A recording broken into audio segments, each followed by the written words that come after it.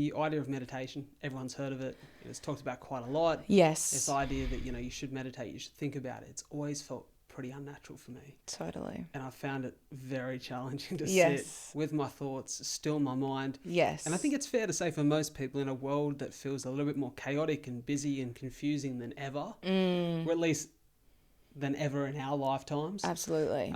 That feels like a real challenge to still the mind. Now, I heard you say meditation is great, but when you're in fight or flight, how do you sit with your thoughts?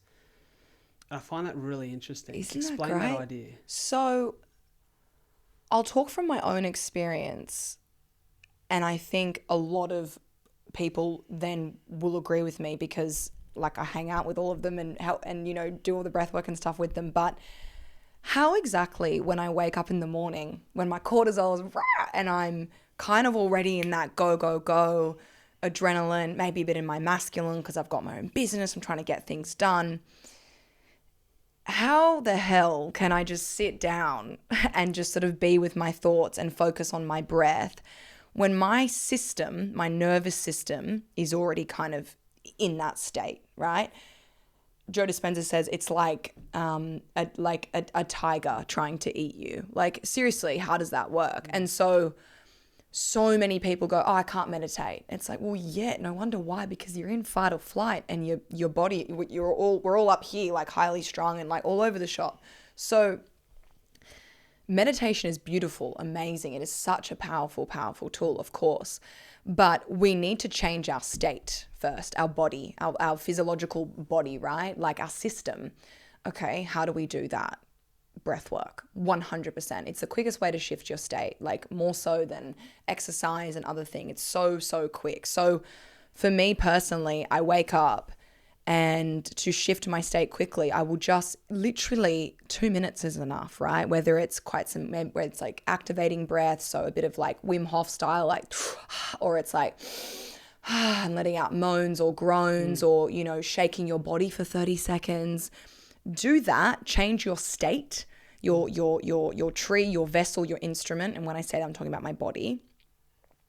Change that and then go into meditation, right? Because we've now shifted gears from our sympathetic nervous system, our fight or flight, and we're now in our parasympathetic, our rest and digest.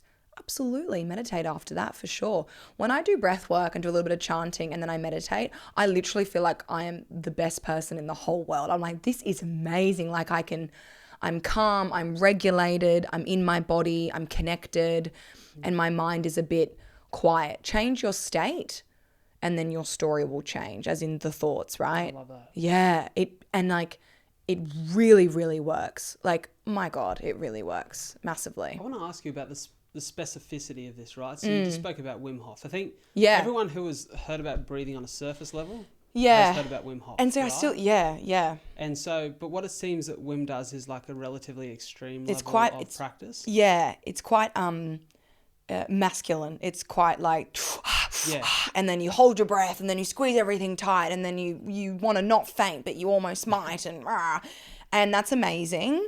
But I will say again, most of the women that I work with find that quite triggering and almost like they're having a panic attack, and it gets them really irate and up there, and so they don't feel safe, or men and women, but just most of the people that I work with, right?